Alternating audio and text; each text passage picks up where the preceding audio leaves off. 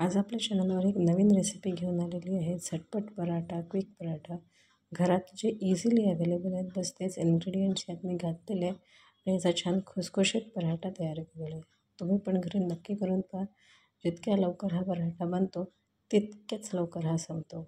घरातल्यांनाही छान वाटतं की चला जमला पराठा, खाल्ला सगळ्यांनी. तर यासाठी आपण पाहूया, एक बटाटा घेतलेला आहे उकडलेला, त्याला चांगलं स्मॅश करून घेतलेलं आहे. सगळ्यात इम्पॉर्टंट आहे की याला छान चांगलं स्मॅश करून घ्या. यामध्ये मी कणिक घातलेली आहे, 3/4 कप आपण कणिक घातली आहे. यामध्ये चवीनुसार आपण मीठ घालायचं आहे. मिठाबरोबर आता आपण घालूया 1 टीस्पून ओवा. हा भाजलेला ओवा आहे, नक्की घाला. तीळ घातलेलं आहे, ते सुद्धा 1 टीस्पून आहे आणि चांगले भाजले गेलेले आहे. 1 टीस्पून बडीशेप घातलेली आहे. हळद घातलेली आहे, 1 टीस्पूनपेक्षा थोडीशी कमी आहे. धने पावडर ती मात्र 1 टीस्पूनपेक्षा थोडी जास्त आहे. तिखट आपल्या आवडीनुसार आणि मग त्यावर घातलेली आहे कसुरी मेथी. कसुरी मेथी, कोथिंबीर याने आपल्या पराठ्यामध्ये फ्लेवर येतो आणि टेस्ट छान येते. तर नक्की टाका. असल्यास चांगलं आहे, अदरवाईज ऑप्शनल आहे. त्याप्रमाणे आता मी यात घातलेले आहे जिरे पावडर. अख्खे जिरेसुद्धा घालू शकता. बारीक कापलेला लसूण आणि भरपूरशी कोथिंबीर. आता मात्र आपल्याला चांगलं मळून घ्यायचं आहे. ज्याप्रमाणे आपण कणकीसाठी, पोळीसाठी आपण कणिक मळतो त्याचप्रमाणे हा डो पण आपल्याला मळून घ्यायचा आहे. हळूहळू पाणी घालूया, जेणेकरून खूप जास्त तो सैल होणार नाही. तुम्ही पाहू शकता मी आता कणिक मळून घेतलेली आहे. थोडंसं तेल घातलं आहे आणि एकदा पुन्हा चुरून घेणार आहे, जेणेकरून बाजूला जी कणिक लागली असेल ती पूर्ण व्यवस्थित निघून येईल. आता आपण एक पराठा तयार करून घेऊया. पिठी घेऊन मी पोळी किंवा छोटी पुरी असं लाटते आहे. पुरीसारखं मी इथे आता लाटून घेते आहे. लाटताना मी पिठी घेते आहे, ती तांदळाची पिठी आहे. म्हणजे बारीक तांदूळ आपण चक्कीवर दळून आणलेला जो असतो तीही तांदळाची पिठी आहे. आपण कणिकसुद्धा वापरू शकतो. या दोनच गोष्टी जनरली आपण वापरतो. तेल लावून घेतलेलं आहे मध्ये आणि अशा पद्धतीने त्रिकोणी आकारात याला फोल्ड केलेलं आहे. सगळ्या बाजूने नीट तो लाटला गेला आहे की नाही हे चेक करणं अतिशय गरजेचं आहे. सगळ्या साईडने नीट जाडी असायला हवी, पोळीपेक्षा थोडीशी जाड.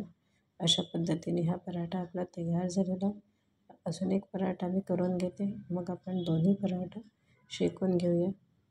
अशाच पद्धतीने आता मी दुसऱ्या पराठ्याला पुरीसारखं लाटून घेतलं आहे, त्यावर तेल लावलेलं आहे आणि पुन्हा त्रिकोणी आकारामध्ये याला फोल्ड केलेलं आहे.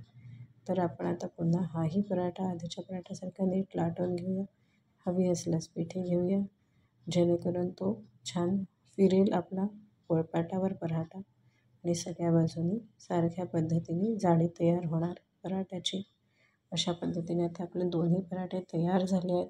तर आपण आता याला गरम तव्यावर घालूया आणि याला शेकून घेऊया. तर आता आपला पराठा तयार झालेलाच आहे. एक 2 मिनटं त्याला छान शेक मिळाला की मग आपण याला पलटवूया. पाहू शकता हळूहळू पराठ्याचा रंग बदलतो आणि ज्या साईडने तो शेकला गेलेला आहे त्यावर आपण आता तेल घालून घेऊया. व्यवस्थित तेल सगळ्या बाजूला पसरवून घ्या. हे पराठे आपल्याला प्रवासात वापरायचे असतील तर अशा वेळेला तेलाचं प्रमाण थोडंसं जास्त घ्यावं, जेणेकरून ते 7-8 ताससुद्धा अजून जास्त चांगले राहतील. अशा पद्धतीने माझा पराठा तयार झालेला आहे. दुसराही पराठा आपण आता तयार करून घेऊया. तेल घालून घेऊया. जे डाएट कॉन्शियस आहेत त्यांनी थोडं कमी तेल वापरावं. तूपसुद्धा वापरू शकता, आवडत असल्यास तेल, तूप जे पण आपल्याला आवडेल ते तुम्ही वापरू शकता. हे मी झटपट पराठे बस आता करते आणि 2 मिनटात ते संपवायचं आहे, त्यामुळे मी तेल खूप जास्त लावत नाही आहे. दोन्ही साईडने आपण तेल लावून घेतलेलं आहे, त्यांना छान क्रिस्पी केलेलं आहे. तुम्ही पाहू शकता याचा कलरसुद्धा बदललेला आहे.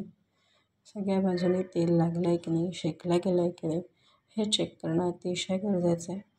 आणि अशा पद्धतीने आपले दोन्ही पराठे तयार झालेले आहेत खाण्यासाठी. हे पराठे तुम्ही दह्यासोबत, चटणीबरोबर, लोणच्याबरोबर, सॉसबरोबर, याच्यासोबत तुम्हाला आवडत असेल तुम्ही खाऊ शकता. मी इथे दह्यासोबत सर्व केलेलं आहे. त्याचप्रमाणे जवसाची चटणी, मिरचीचं लोणचं हे सुद्धा कॉम्बिनेशन एक मस्त कॉम्बिनेशन आहे. तुम्ही घरी नक्की तयार करून पहा.